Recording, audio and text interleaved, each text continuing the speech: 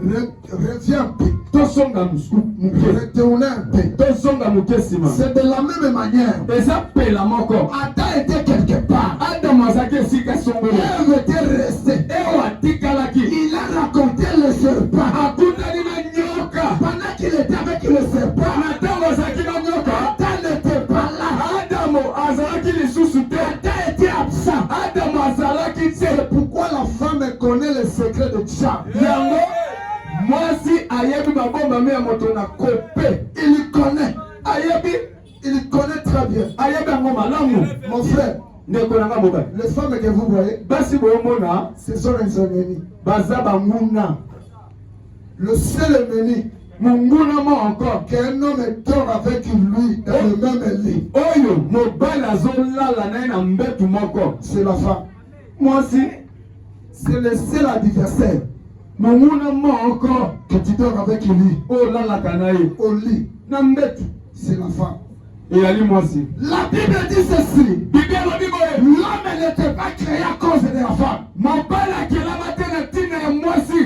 c'est la femme qui a été créée à cause de l'homme. Mais aujourd'hui, celui qu'on avait créé à cause de l'homme, il veut être chef. Il veut dominer.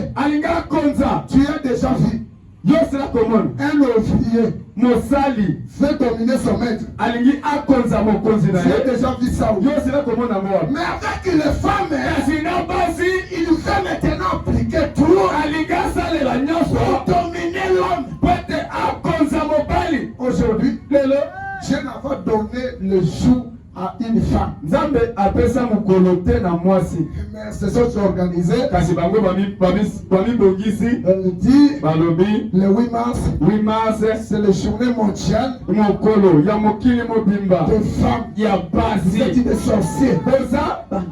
La femme n'a aucune journée devant Dieu. Il faut refuser ça. Ils sont même organisés. Même des marches.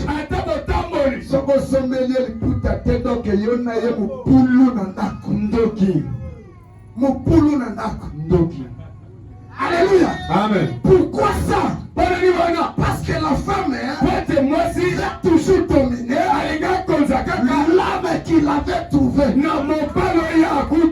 Il peut dire amen à cela. C'est toi qui me cherches toujours des problèmes. Avec de tels sujets. Car on a mis la loi. C'est-à-dire on a interdit quelque chose. Essayez aussi révérend. Mettez un petit loi dans ta maison. Dites à ta charmante femme,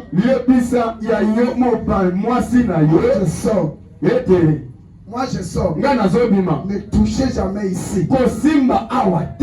Quand il va sortir, donc toute son attention est focalisée sur la chose jusqu'à ce qu'elle va chercher à toucher pour connaître quel est le mystère que tu as caché.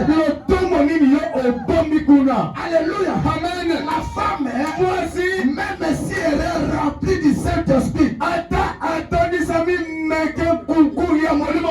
restera toujours la femme. Alléluia. Elle restera toujours la femme. C'est un détructeur. Elle n'est pas là pour arracher. Elle est là pour détruire ce que l'homme a déjà arrangé. Alléluia. J'ai mis l'ordre. L'homme respectait cela. L'homme craignait son créateur. L'homme avait même la peur d'avancer. Il y a des sorciers. Il y a des sorciers. La femme que tu vois, écoutez, elle peut traverser le cimetière. C'est son copain. savoir paix, mais au moment de retour, il va te mater que je paie et m'accompagner. Je ne peux pas travailler parce que je suis seul. C'est l'esprit de la séduction. C'est l'esprit de la séduction. Il faut maintenant fouiller l'impudicité. Non, l'impudicité. C'est pas l'homme. Ce n'est pas l'homme. L'impudicité, c'est la femme. Le démon de l'impudicité. Celui qui a propagé cela, ce n'est pas l'homme. C'est la femme. Qui a propagé cela. C'est pourquoi la Bible dit l'impudicité. Ça veut dire quoi? Écoutez, je recule un peu. Quand la Bible dit fouiller l'impudicité, l'impudicité c'est un esprit. Et l'esprit a un corps. L'esprit a un corps. C'est-à-dire quoi? L'homme est en train de te dire indirectement. Il y a la femme. Il y a la femme. Il y a la femme. Ce n'est pas quelqu'un qui va faire confiance. Qui peut dire amen à cela? Ils sont en train de dire amen. L'amen est de l'hypocrisie. L'amen est de l'hypocrisie. Aujourd'hui, je vous ai eu. Je mélange devant la porte. Jusqu'à ce que cette parole va entrer jusqu'à dans ton cœur. Maman,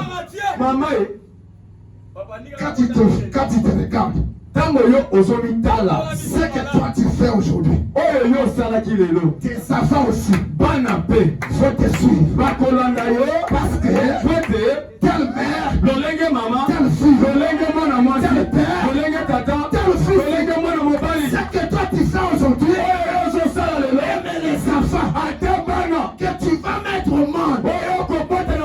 Faut suivre cette lignée-là.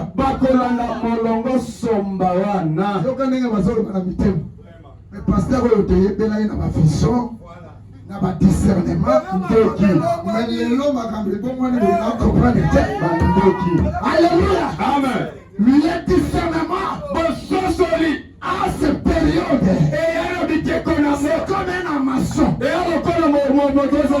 met la pour attirer les poissons.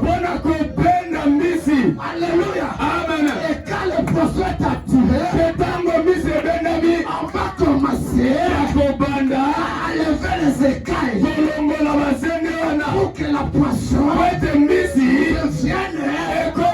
quelque chose de l'époque qu'on peut manger. Alléluia. Amen. Oh Jésus, je sens la joie. Regardez le fruit de la femme. L'homme, comme je suis ici, na côté c'est ma na touche, na sokole, na tali na mana lati, na tali chaussure na lati. C'est fini, sans problème. Vraiment. Avec ces gens, avec ces gens, premièrement, il va prendre le poudre à cause de Poutoulou et les choses de nous j'arrête. Faut des terres. La femme commence à corriger Dieu, commençant par ses cheveux, les oreilles, les yeux, les dents, la langue. La femme descend jusqu'aux ongles. Tout ça c'est quoi? C'est pour manifester les tactiques que le diable les avait appris. Comment séduire les hommes? Aujourd'hui nous avons des problèmes. Même avec les femmes mariées. On va se comporter au corps de ma femme mariée. Tala na baship. Vraiment, bandoki. Salana Baship. Il n'y a pas la différence.